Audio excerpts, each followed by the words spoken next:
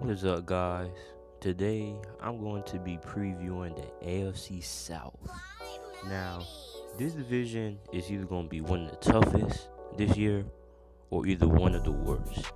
It's a lot of interesting stories in this division, especially starting off with the Houston Texans. Now, the Houston Texans have a lot of talent on their roster. They might arguably be one of the maybe the best team in this division.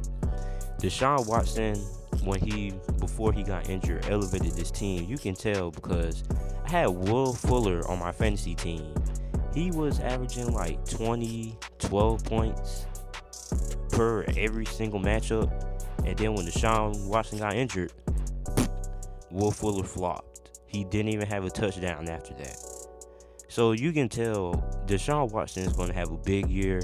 Houston is going to be really good on the offensive side of the ball. In the free agency, they went out and got the best free safety. Maybe I think he's the best free safety in the NFL. Tyrann Mathieu, former Pro Bowler, pro. He should improve the secondary along with that rookie Justin Reed. And also, who can forget this guy, J.J. Watt? Jadeveon Clowney had a monster year last year, and now J.J. Watt is back. Look out, because this Houston Texans defense is going to be something serious. I mean, I don't know who would want to play these guys. These guys, other than the Jaguars, might have one of the nastiest D-lines in all of football. Tennessee Titans. Now, the Tennessee Titans got into the playoffs. Nobody really thought they would get into the playoffs, but they made it.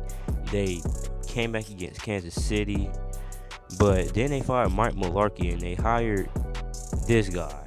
I don't even know his name. I forgot his name. I'm doing a video and I forgot the coach who they hired's name.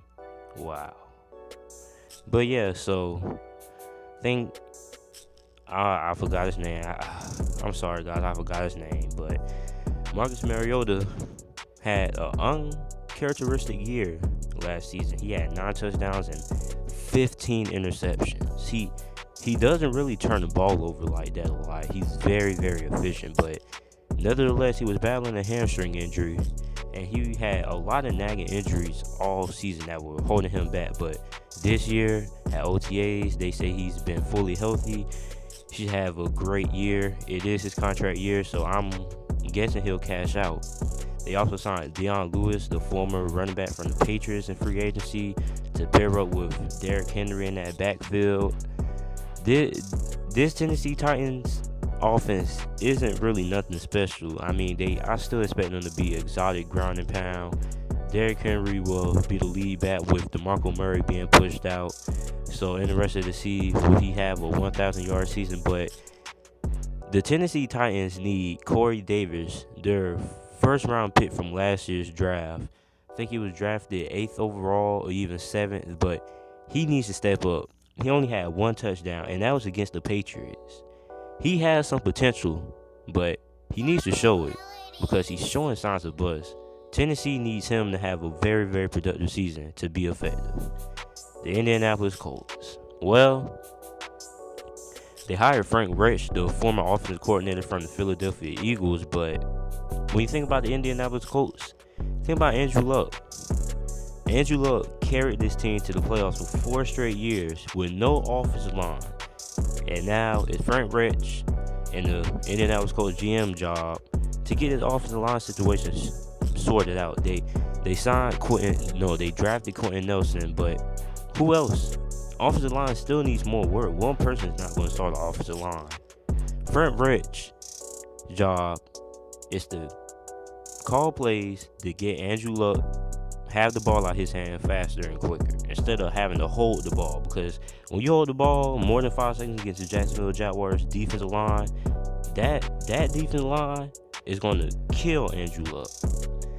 Andrew Luck still hasn't thrown the football, so we don't know if we're getting the same Andrew Luck that we got 3 years ago or even 2 years ago. He hasn't thrown a football in going on 19 months. He hasn't thrown at OTAs yet. So we still don't know what he's looking like, but hopefully when he comes back, he can go back to being fully productive. I'm hoping that he is. last team are the defending AFC South champions, the Jacksonville Jaguars.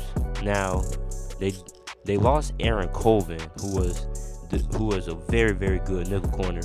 Him and Marshawn Lattimore were the only corners in football not to give up a touchdown this year. They also re-signed Blake Bortles to, I think it was a 3-year, $52 million contract with incentives in it. Blake Bortles, I think, is going to have probably the same year he had last year. He lost Allen Hurns and Allen Robinson, but they signed Dante Moncrief, who is basically the same player as Allen Robinson. Big, tall, not very fast, but a good deep threat, good red zone threat. So they basically got a cheaper Allen Robinson from Dante Moncrief, and with Allen Hurns leaving, I don't think that's a big loss. They got D.D. Westbrook, they got Mickens, they got Keenan Cole. They got a lot of good wide receivers. They also did one of my favorite signings this offseason, signing the guard from the Carolina Panthers, Andrew Norwell. So he should beef up that offensive line, which should be a lot more better. So the offense should be a lot better than last year, even though it was pretty decent. And well, the defense is pretty much intact. Even though they lost Aaron Colvin, the defensive line is a lot better. They got the defensive end kid from Florida, so this Jaguars defense is still going to be wreaking havoc at least for another 2 years. Calais Campbell is getting a little bit old, so yeah. But if you guys enjoyed this video, leave a like. Don't forget to subscribe.